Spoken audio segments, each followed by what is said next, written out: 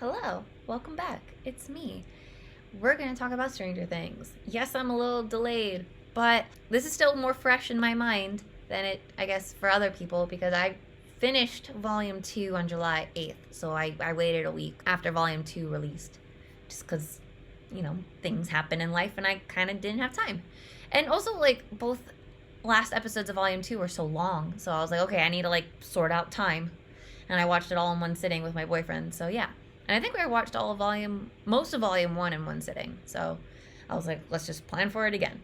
So I'm going to talk about both Volume 1 and 2 because they go together. Do I think it was worth splitting it up into 2 volumes? Not really. I think Volume 2 was good mostly for the last episode and not for the one before. There was a lot of talking and not a lot of action in episode 9? How many episodes were there? Were there 10 or 9? Either way, the one before the piggyback. I just remember the last episode is called the piggyback. But I had a really good time with Stranger Things. I'm not a hardcore fan. I didn't rewatch the last 3 seasons in preparation for season 4. Maybe I thought I would, but I was like, that's a lot to go through. So I decided not to. And I think I still had a relatively good time without having to catch up on my knowledge. I did forget that Dr. Brenner was played by the guy who was in The Good Place. That sort of went over my head a little bit. I was like, did they recast you? I couldn't remember, but I heard his voice and I was like, no, I think that is you. Again, it's been a hot minute, but I really enjoyed season 4. I think I read somewhere or I heard somewhere that it was $1 million per episode, and it really shows the budget was well worth it for the buzz the show's getting and for the visual effects they were able to pull off and the upside down and with Vecna. I thought it was just fantastic. I think overall, I'm trying to do the least amount of spoilers as possible for the beginning, and then I'll go on the spoilers. They pretty much had 3 storylines going on at once. There was stuff with the adults, stuff with the tweens, mixed with the young adults, and then there was people in California who were also tweens, but also the science stuff. I think it was a little crowded, but I did enjoy all the storylines that were going on. I enjoyed the Russia storyline. And if you know, the trailer is I'm not going to go again into too much spoilers, but I will mention Hopper lives. Oh my God. Thank God, because, Damn Harbor is great, and I really enjoyed his character, Hopper. So I was really glad he was alive. His, Joyce, and Murray's, and Dimitri's storyline is a lot of fun. It got a little zany at times with Murray, but Murray became such a beloved character. By the end of it, I was very pleased with him. I love the new character, Dimitri. I think he was super charming. Though I will say for most of Volume 1, I thought his name was Enzo because that's how he first introduced himself. If you know, you know. But his name is Dimitri. I really enjoyed him. He's very handsome. And I thought that storyline was very good, very interesting, and action-packed as well. And then I'm trying to think of, okay, let's talk about Hawkins, because that's where the other storyline, and that has the most amount of characters in that storyline, because there's Max, Lucas, Dustin, Steve, Robin, Nancy, and new character Eddie. I love Eddie. I love him so much. I think he's fantastic. Such a great addition. It's funny, they build up to him a little bit in episode 1 without showing his face, and you think he's gonna be this really scary guy, be really intimidating, but he is so much more than that. He is so well thought out and developed and handsome and very likable, so sympathetic. I really enjoyed him. He was a highlight for the show for me, and apparently Doja Cat thinks the same because she reached out to Noah, who plays Will, for his Instagram or DM, and I'm all I had to do was Google the cast, and then I typed in the actor's name who played Eddie into Instagram, and I found his Instagram immediately. So it's kind of weird that you went out to a co-star to reach out about another co-star. Thought that was a little rude. Also, what she did blasting Noah Schnapp, I think is his last name, not super cool. Still really like your music though. I'm trying to think what else I could say. Hellfire Club stuff was fun. I definitely plan on getting a Hellfire t-shirt. I probably might get something with Eddie on it as well. I think Robin was a little more manic pixie girl this season than she was previously. I thought she had more quirky but mature vibes to her in season 3. But then in 4, I feel like she Maybe it's because she's closeted, but she just like, she felt a lot more zany this season. But I think the actress did a very good job. She and Nancy's actress get to have a couple scenes together, which I thought was cute because like they're the women in Steve's life, so it's natural that they would get to know each other and now get along and be friends. And I was like, yay, girl boss, yay. Dustin gets to shine quite a bit, but I think showstopper became Max. I was worried about her. I think, when was she introduced? In season 1 or 2? Not season 1, season 2 or 3. That's what I meant. Excuse me. I misspoke. I saw it in my head correctly, but I didn't say it. But Sadie Sink, who plays Max, she's phenomenal. She stole a lot of scenes. She was very relatable with her angst because of the passing of her brother Billy. That's a spoiler for season 3. Sorry if I gave that away. But like, if you're here watching this, I hope you saw the other 3 seasons. So I really enjoyed Max. I think she was very relatable with her trauma. I love that song, Running Up That Hill. Da, da, da, da. I don't know the words because I heard a version of it on like TikTok, Instagram, where it's like, all I want to do is kiss every dog. I want to squish their faces. I think her name is like OK Jess. She's very funny. I really like her music. She has a very good voice and she just puts fun spins on things. But yeah, if I only could, I'd kiss every dog. I wanna squish their faces. Sorry. So that's how I remember the song now. But Max she was just really phenomenal. I really liked seeing her growth in this season. Though I guess technically it was a regression than like previous progress that she has, but she's growing again. So that's good. Lucas had a very interesting arc. I also love him. I love Erica. Can't spell America without Erica. I'm glad she returned. Not that I think she wouldn't, but like they sort of introduced her last season, and then I was like, are they going to keep her as like a more recurring role? And they did. And I thought it was pretty organic the way they did it, though she was still kind of like a butthole at points. But you know, that's just the little sisters, aren't they? And I guess there's the kids half of them who left Hawkins to go to California, and then the people in California, because I think it's not spoilery, but Joyce, Will, and now their adopted sister, 11, Elle, who's going by Jane, I think, and then Jonathan, obviously, they moved to California. They have adventures there. And then, because I think it's been maybe a year, maybe 6 months since the move, Mike is flying out, I think he goes by himself, to go see Elle. I'm trying to think if there was anyone else on his flight. I don't think so. I know Jonathan wanted to see Nancy, or expected Nancy, but that didn't happen. Spoilers. I think only Max came. Mike. Sorry. God, so many names. And so they have like their own misadventures out in California. And then there's a new character named Argyle who's also introduced, who is pretty fun for comic relief, and sometimes got on my nerves, but sometimes I'm like, you know what? You have credit here, so that's good. What else can I explain without spoilers? I don't think there is. Obviously, Ella's without her powers and adjusting to regular life. One without her powers and one without Hopper. It has been a struggle. It's not going great. You know, things start to escalate as things start to go awry in Hawkins once more. Ella's getting wrapped up in that business again with the Rainbow Room and being number 11 and stuff. And I guess that's all I can really say without going into spoilers.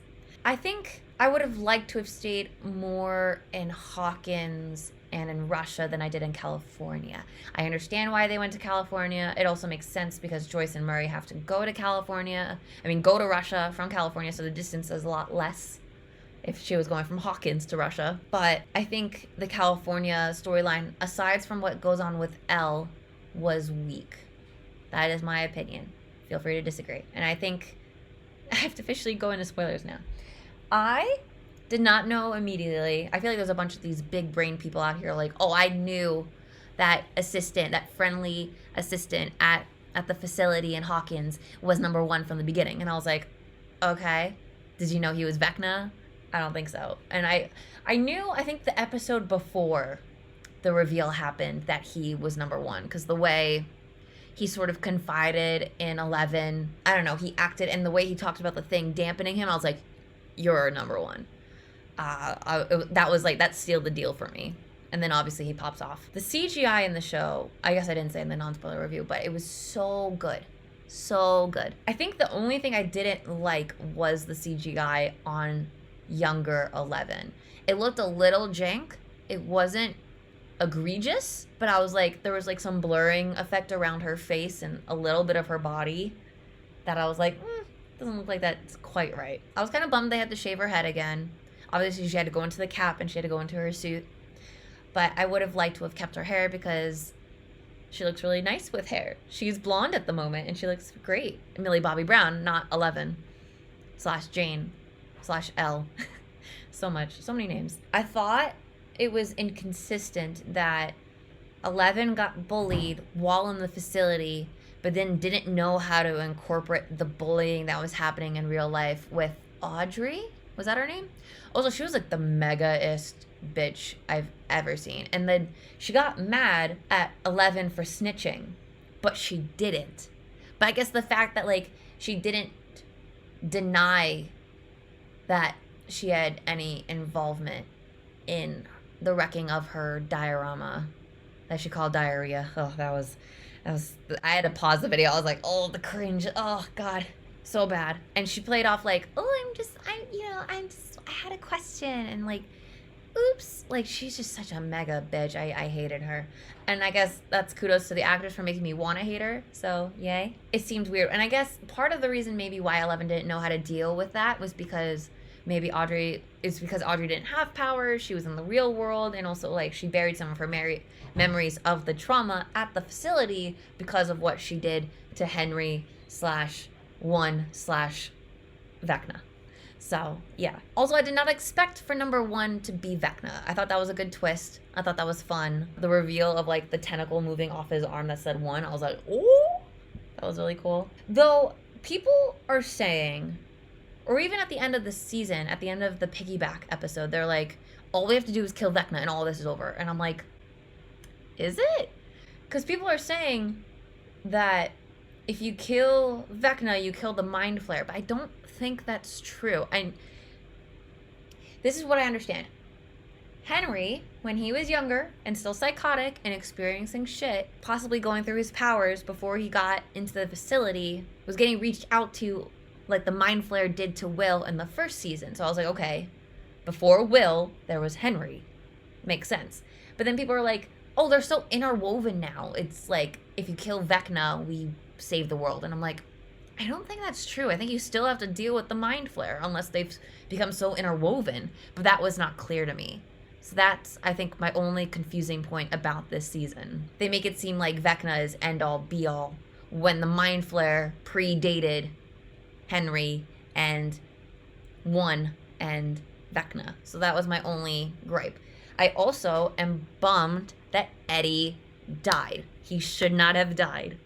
I'm really mad about it. And I think there's desperate, I say loosely, people on the internet who are like, oh, he's not dead. And I'm like, no, he pretty much died in Dustin's arms. He did not bring the body back with him from the Upside Down. But it was too heavy, and Dustin already had like a limp from falling into the Upside Down. Kind of reckless of him, too, by the way. I was also really bummed that Chrissy died. I mean, I knew she was going to die, but like, I really shipped Chrissy and Eddie. They had such immediately cute chemistry. And I really did not like Jason?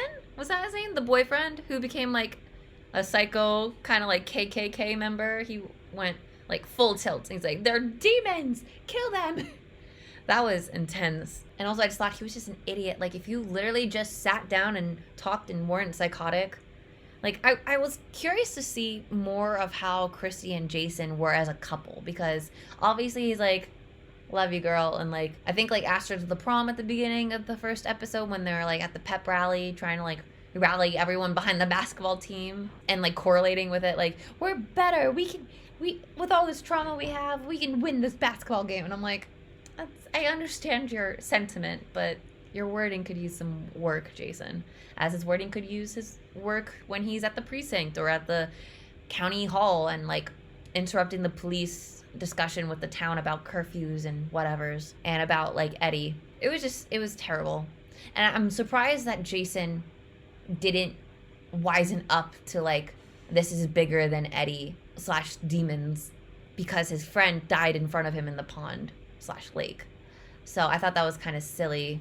Or not silly, but I guess it showed more of Jason's character of like, no, he's so trying to make the reality fit his narrative because he also didn't believe that Chrissy would ever want to get drugs, especially from Eddie, despite the fact that she was going through so much trauma and he didn't seem the wiser at all to her issues at home with her mom and her ED. Yeah, what else can I say? That's most of the negative, I guess. Again, I really liked the show. I think those are like very nitpicky things. Again, I loved Max's development, seeing her go through the trauma with her family, her getting then targeted by Vecna. I thought was really impactful and powerful. Her listening to that song and then running for her life from Vecna the first time, like in the red upside down like house void, I thought was a really cool visual. I was really bummed that she became comatose though. It also seemed like, I don't know if this is confirmed or not, because I think Vecna said whenever he makes a kill, or maybe Owen said it, but whenever Vecna kills, he takes the memories and abilities and like the essence of a person when he kills them. And technically, Max died for like a solid minute until 11 intervened and revived her. So I think the body of Max is like head empty, like no soul, nada. But I think there's a chance for her to awaken by killing Vecna and getting her back. I don't know how in peace she'll be, but like I was really bummed. And it was really heartbreaking to see Lucas cradling her and her like with like her bones broken, eyes bleeding, blind. And she's like, I can't see and I don't want to die. I don't want to die. I was like, oh God. Because the fact that like she was going through like suicidal ideations to a degree, just depressive episodes, was really, I don't know if triggering is the right word. I hope people weren't like too triggered by the displays in the show. I think 13 Reasons Why on Netflix was more triggering than what was displayed in Stranger Things, in my opinion. You can disagree with me, but I think it was still done very maturely. And as someone with like depression, anxiety, and I used to have suicidal ideation, seeing Max go through that journey and then regretting wanting to die, I think is huge, because I've never attempted or succeeded in that act, but there's many people who have survived that and do regret ever trying to do that, and they realize how meaningful it is to be alive. So I thought like they touched on that kind of nicely, and it also just, it made it more of a gut punch when she did initially die, because it's like, no, you didn't want to die and you weren't ready and you have so much growth and you agreed to go on the date with Lucas and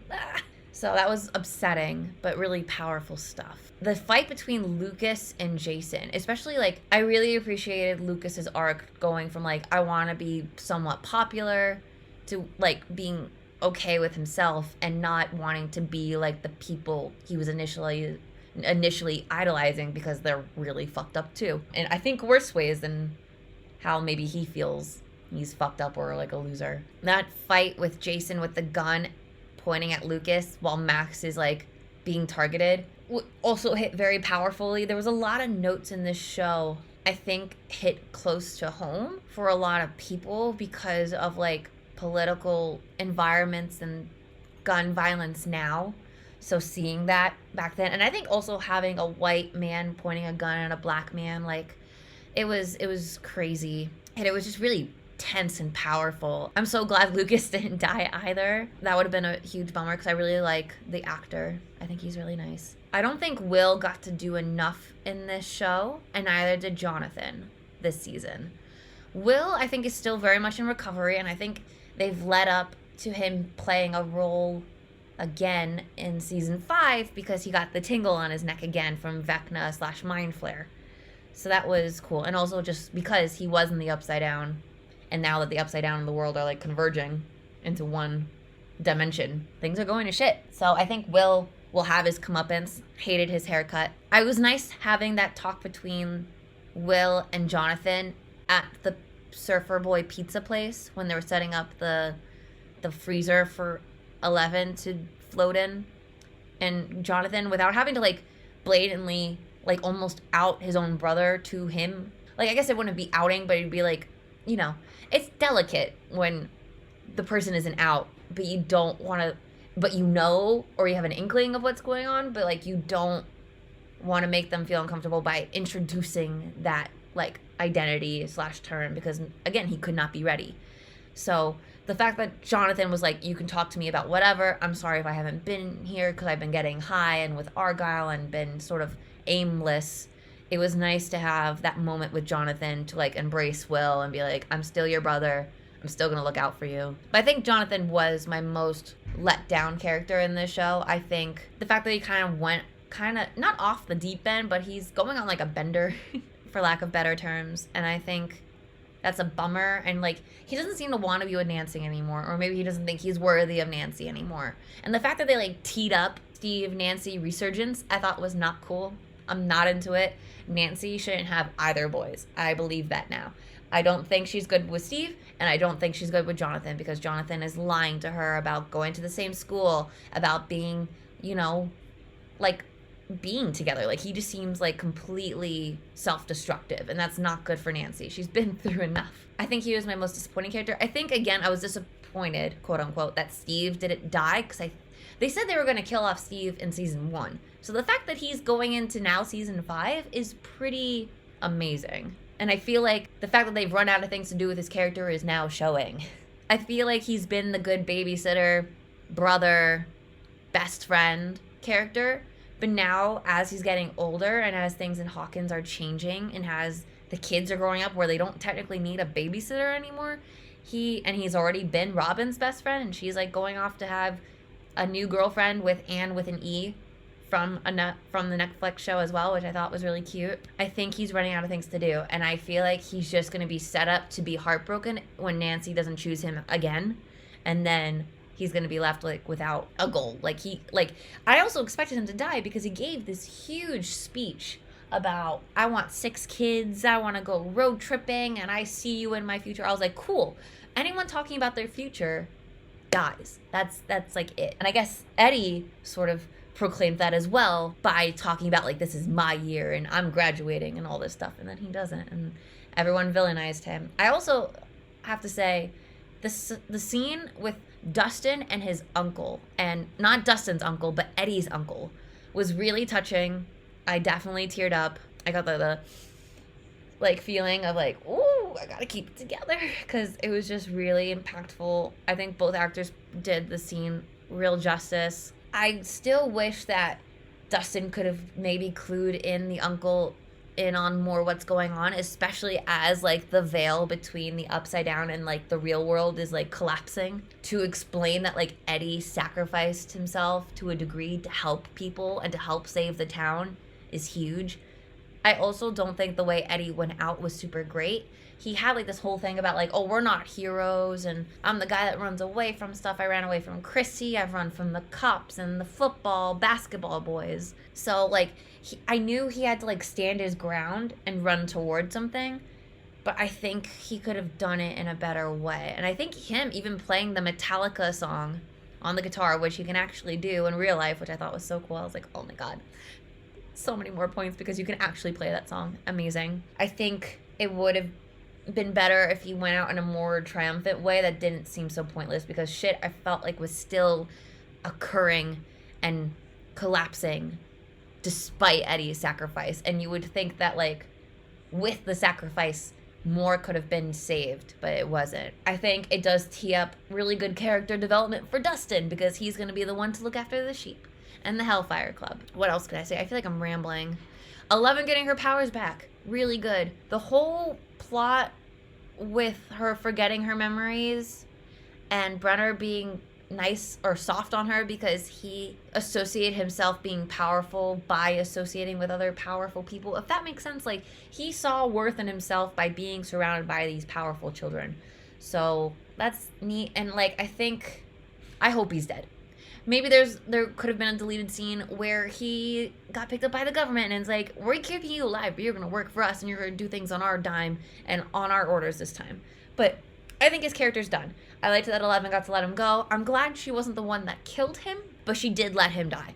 And I'm okay with that. I think it would have been more interesting of closure if she didn't call him Papa. I think the way Owens went about introducing 11 back into the program through all this trauma, not great. I think he should have spelled it out. I know she probably would have run, but I think if he talked about it and said that we can get your powers, but we are working with him again, I will be more on guard watching you and interacting with him, I think would have proven to be much better. But I don't know. They just had to have the drama of Brenner being back. So I understand. I thought Mike's story was weak with how, number one, he couldn't see how much not talking to Will affected Will. And yes, he made a valid point. Like, if you wanted to talk more, you could have reached out to me more. But it did seem like Mike was very disconnected from Will. And the fact that he, like, didn't want to say he was in love with Elle over writing because he was afraid that if he said it, she would not see worth in him anymore. Or, like, if he did, it would hurt more. And I'm like, I understand, but I'm like, that's kind of weak sauce after all the shit you've been through. He was like, I fell in love with you the moment I saw you in the rain in the forest. And I'm like, really? Then? I think he probably felt like, oh, I'm lucky I get to found, like, the E.T. of our generation. But that was kind of cheesy. And I think the fact that Will had to give him all the motivation to, like, get to that point, I think undercuts Mike's development. So I was kind of disappointed with Mike as well because of that. And again, like, I just want more justice for Will. He's going through a lot. I think we're going to get that in season 5. I hope that Will doesn't keep pining over Mike because, number one, Mike's not worth it. And number two, like, there are plenty of boys out there. Go find one. I promise there'll be someone. I'm trying to think of who else stands out. Robin was fun. The Nancy Robin exploration of, like, the mental facility and having the cameo from the guy who played Freddy Krueger, who was Henry's dad. I thought that was kind of clever. I think that's it. I can't really think of anything else to talk about. If I missed anything. Oh, I guess the whole Russia plot. Well, I haven't really talked about the Russia plot. Seeing the Demigorgon again and seeing that these Russian fucks are experimenting on them. Number one, I thought was stupid. And, like, they had one alive on the table. I thought was stupid. Like, yes, I think it was dying. And I think maybe Hopper killed it. But, like, they should not have been floating in tubes where, like, there were guns and it wasn't bulletproof because that's how they got out. I thought that was dumb. Murray was amazing with his karate. I loved him. Yuri was pissing me off. I know, like, Dimitri was able to get to him at the end. It's like, I heard you were a war hero. You, that's not the man that I came to respect. You're nothing like him, blah, blah, blah. And he was able to turn over a new leaf to help them get out of Russia. I'm also curious to see where Yuri and Dimitri are. I hope Dimitri is now living a fun life in maybe California. That could be fun. I'm really glad that, like, Joyce and Hopper got to be together. Again, I really like Dimitri. There was definitely some, like, intense bromancing going on between Hopper and Dimitri. I was super into it. I shipped them. I think even, I forget who, I think the actor that plays Dimitri posted a photo on Instagram and Dan Harbour commented, "DILF." And then the actor replied, "Glad I could join the club." And I was like, I ship. Like, I love it when actors, like, play into that shit. It's great. It's a lot of fun. Fuels the flames. I think my only nitpick is that, like, Hopper broke both of his ankles to get out of the shackles.